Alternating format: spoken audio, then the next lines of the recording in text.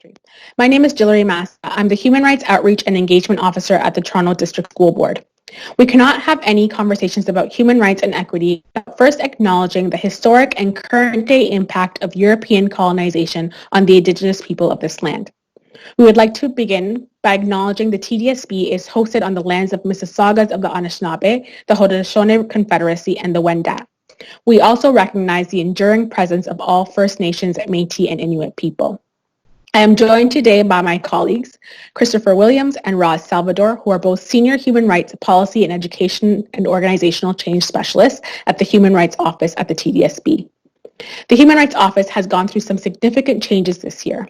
While we continue to impartially and fairly investigate, mediate, and address human rights complaints and incidents in the areas of employment and education, we have also shifted our focus to include proactively and systemically advancing human rights organizational change. This means identifying systemic issues of discrimination, offering professional development, education, and capacity building, conducting policy review and development, doing outreach and engagement with stakeholders, and researching, evaluating, and reporting on the human rights records at the TDSB.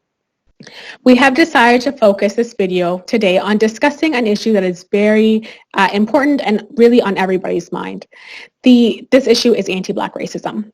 The murder of George Floyd has many of us reflecting on our own complicity with anti-Black racism and really reflecting on the ways in which our institutions, schools, and workplaces can do a better job of supporting Black staff and students. As the first question, I'm going to throw to you, Chris. Can you help us by defining the term anti-Black racism for those watching that may need a reminder of its definition? Sure. Anti-Black racism can be defined in a variety of ways, but here at the Human Rights Office, we have a definition that features the following core elements. First, anti-Black racism refers to prejudice, beliefs, stereotyping, and discrimination that is directed towards people of African descent. So here we're referring to long-standing notions of Blacks as lazy, unintelligent, unambitious, criminally inclined, etc., as well as discriminatory practices that are produced and justified by such notions. Second, these beliefs, stereotypes, and modes of discrimination are substantially rooted in Black experiences of slavery and its legacy. So notwithstanding dominant narratives of Canadian innocence, the enslavement of Black people in this country took place over a 200-year period ending in the 1830s. During that historical period, a number of the aforementioned stereotypes pertaining to laziness, lack of intelligence, took hold and very much persist to this day. Third, anti-Black racism is deeply entrenched in Canadian institutions, policies, and practices. In the labor market, for example, anti-Black racism has been revealed in the context of employment audit studies. One such study out of the University of Toronto involved sending out retail job applications with matching credentials.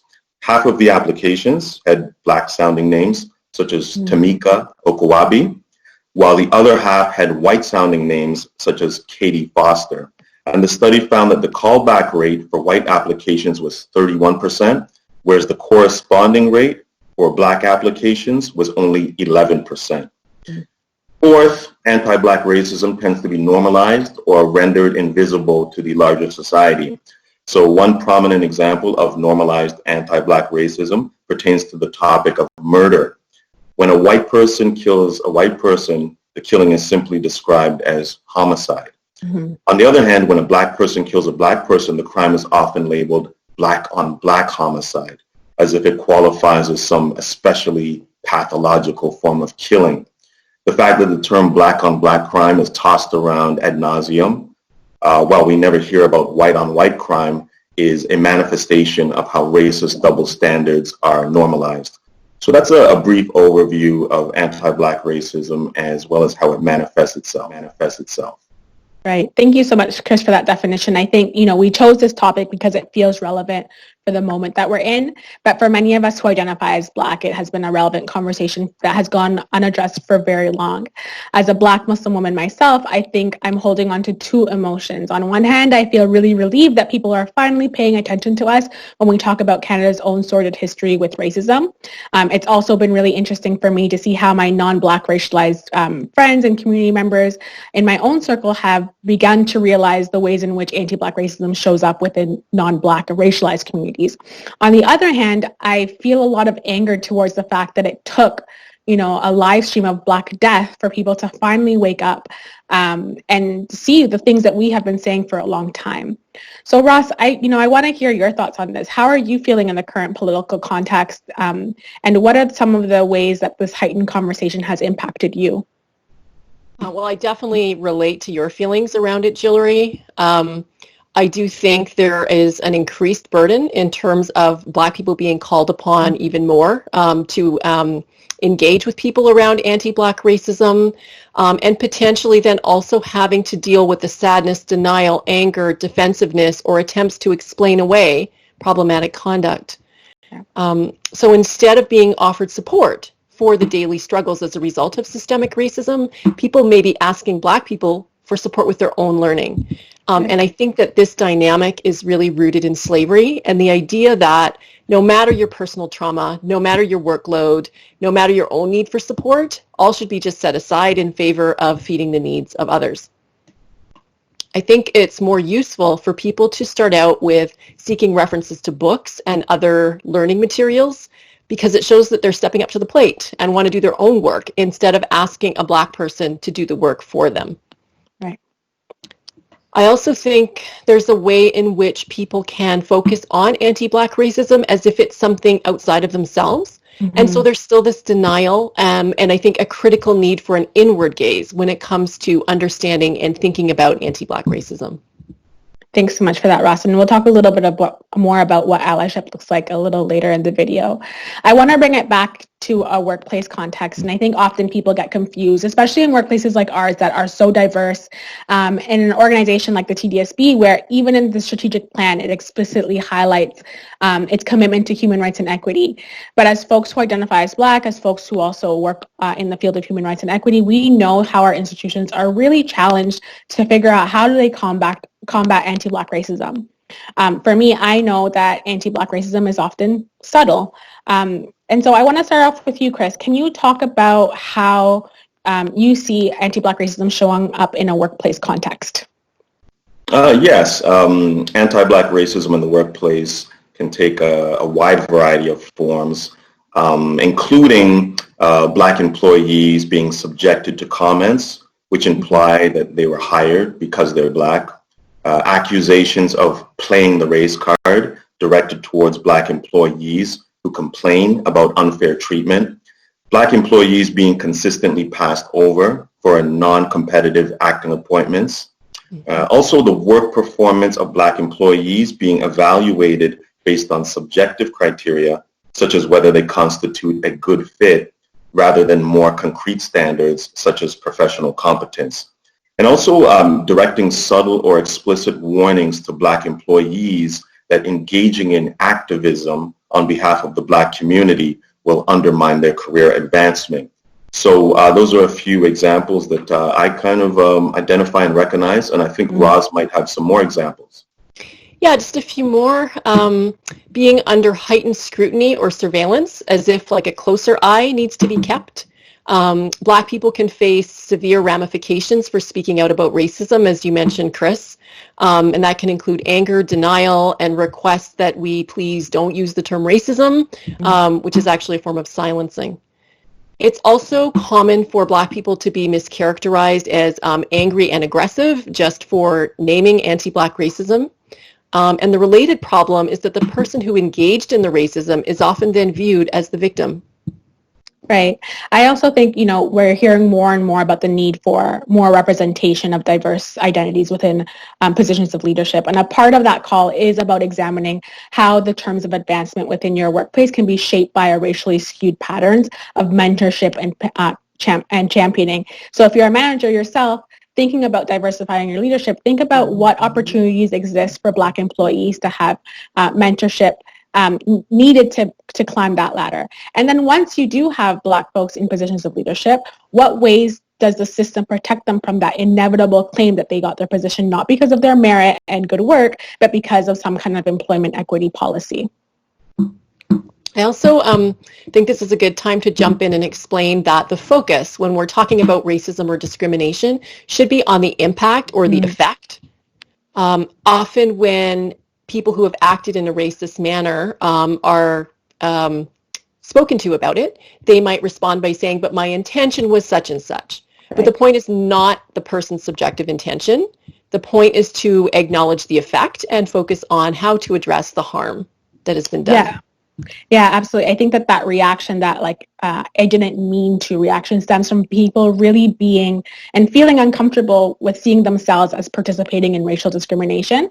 And so I think, people really need to begin to be more comfortable with the fact that they're going to say or going to do something racist, that we live in a society that lives and breathes racism every day. So it's not about whether or not you are a racist, but it is about acknowledging how ideas of white supremacy inform our everyday work and the way that we operate, and really what work we need to do to be able to unpack that. I've also seen instances in the workplace where anti-Black racism was attributed to a specific individual or two who were dealt with, but then the less overt racism throughout the workplace that had actually supported and sustained that racism was never acknowledged or addressed. Mm-hmm. I think that the most exhausting part of how anti-Black racism operates is how subtle it is and how much it's part of the way that our society operates on a regular basis. And we hear the word microaggression come up a lot when describing the experiences of marginalized people. Chris, can you give us a bit of a definition of what this term microaggressions actually means? Yes. We're all familiar with racist aggression, such as physical intimidation, or violence. But the term racial microaggressions is intended to capture lower level actions which occur on a regular basis and which over time have negative effects on the targets of microaggressions. Mm-hmm. So by way of definition, racial microaggressions have been defined as brief and commonplace daily verbal, behavioral, or environmental indignities, whether intentional or unintentional, that communicate hostile, derogatory, or negative racial slights and insults towards people of color. I think that's a good definition, though I would substitute the term people of color with the term racialized. And in addition to defining the term, researchers have formulated various ways of classifying microaggressions. Some of these classifications are thematic in nature, and we can touch upon a few examples. So the theme of intelligence is often captured in the microaggression, "You are so articulate," mm-hmm. which implies that it is unusual for a Black person to be intelligent. The theme of criminality takes concrete form in the microaggression of refusing to get on an elevator when a Black person is already on the elevator, in which case the message is, "You are dangerous." Mm-hmm. And the theme of meritocracy, as expressed in the following phrase, "Everyone can succeed in this society if they work hard enough." The corresponding implication is that Black people are lazy and simply need to work harder. So that's a brief overview of how microaggressions can manifest themselves. Yeah, I would also add that although some may dismiss microaggressions as no big deal, we should realize that constant exposure to microaggressions has been linked to negative physical effects like high blood pressure and negative psychological effects such as lowered self-esteem. Needless to say, in any workplace that allows microaggressions to flourish is a workplace that qualifies as a poisoned environment. I want to move and talk a little bit about the role of allies. And when I say allies, I'm talking about our non-Black coworkers and what they can really be doing to help shift the culture of anti-Black racism within a workplace. Often the question is, what can I do? I know this exists, but it feels really overwhelming. I feel helpless in ending anti-Black racism. And first, I think it's important for people watching to do some of their own self-reflection. There are so many resources available that can support you in this, but really understanding your own privilege and where you might be inadvertently upholding systems of oppression is an important place to start. A second is for you to be proactive. Figure out what anti-Black racism looks like in your department, both interpersonally and on a systemic level, and then create a plan to address it. I think too often we leave the job of responding to anti-Black racism to the Black folks within our workplaces, and really it should be you helping to put race on the table. And then, know your responsibilities. When specific situations occur, what are you doing or what are you required to do to be able to intervene in a variety of different ways? And the TDSB has an expected practices guide that really lays out a great framework for intervening. So it's important for you to become familiar with the expected practices guide, become familiar with the TDSB's human rights policies, and then reach out to support. For support at the Human Rights Office, we're always willing to have a conversation about how you can navigate any kind of incident that might happen in your workplace. At a systems level, there's also a need to recognize that Black employees who are in leadership positions or Black employees who are actively working to combat racism face a particular form of heightened and punitive anti-Black racism because of the ways in which we upset white supremacy. Mm-hmm. So there may need to be, for example, an institutional plan around what supports will be provided around the retaliation that people may experience.